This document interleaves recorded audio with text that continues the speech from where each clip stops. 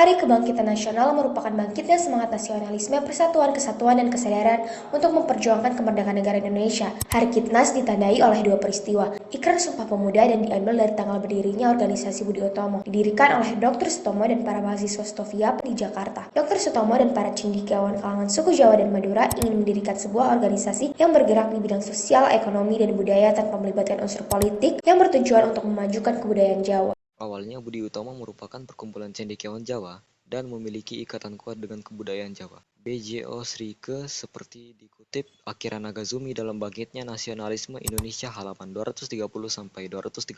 Tatan yang dikumpulkan Nagazumi, Budi Utomo didirikan di bawah filosofi kebudayaan Jawa dengan mengikuti garis-garis modern dari Barat atau Eropa. Melalui kebijakan politik etis, Belanda membantu menciptakan sekelompok orang Indonesia yang terpelajar. Utomo, Gunawan Mangunkusumo, Suraji Tirtonegoro memanfaatkan politik etis saat bertemu dengan Wahidin Sudirohusodo yang mempunyai visi dan misi yang sama. Wahidin merupakan alumni Stovia yang menginspirasi. Ia sering berkeliling kota-kota besar di Jawa untuk mengapanyakan gagasan bantuan dana bagi pelajar pribumi berprestasi yang tidak mampu bersekolah. Diadakannya pertemuan antara pendiri Budi Utomo dengan Dr. Wahidin, nama Budi Utomo diusulkan Suraji, kawan sekelas Sutomo yang juga menghadiri pertemuan dengan Wahidin. Nama itu terbesit di benak Suraji ketika Wahidin berpamitan untuk meneruskan perjalanannya ke Banten. Dr. Wahidin mencetuskan ide untuk mencerdaskan dan meningkatkan martabat rakyat Indonesia yang saat itu kondisi sangat memprihatinkan akibat sistem kolonialisme Belanda. Perhimpunan Budi Utomo lah yang mengejar ketertinggalan bahasa dari bangsa-bangsa lain. Lahirnya Budi Utomo menandai terjadinya perubahan perjuangan dan kekuatan pemikiran dan bersifat nasional. Organisasi ini mulai bergerak di bidang politik dipicu oleh Perang Dunia I yang mendorong pemerintah kolonial Hindia Belanda memberlakukan milisi Bumi Putra. Budi Utomo memberi syarat harus dibentuk terlebih dahulu oleh Lembaga Perwakilan Rakyat. Disetujui oleh Gubernur Jenderal Van Limburg-Stirum. Volksraad terdapat perwakilan organisasi Budi Utomo. Organisasi Budi Utomo mulai menerima anggota dari kalangan masyarakat biasa dan menjadikan sebuah organisasi pergerakan rakyat dengan ditandai oleh pembukaan kaum pemburu untuk menuntut kehidupan yang lebih baik. Budi Utomo membuka keanggotaannya untuk seluruh rakyat Indonesia yang menandakan organisasi Budi Utomo telah menjadi organisasi pergerakan rakyat. Dan untuk mewujudkan kemerdekaan Indonesia, Budi Utomo bergabung dengan Partai Bangsa Indonesia. Didirikan oleh Dr. Sutomo, melebur menjadi satu dalam Partai Indonesia Raya. Budi Utomo dipandang sebagai salah satu dampak keberhasilan politik etis di tanah Jawa. Belum genap 1 tahun berdiri, sudah mendapat pengakuan dari Gubernur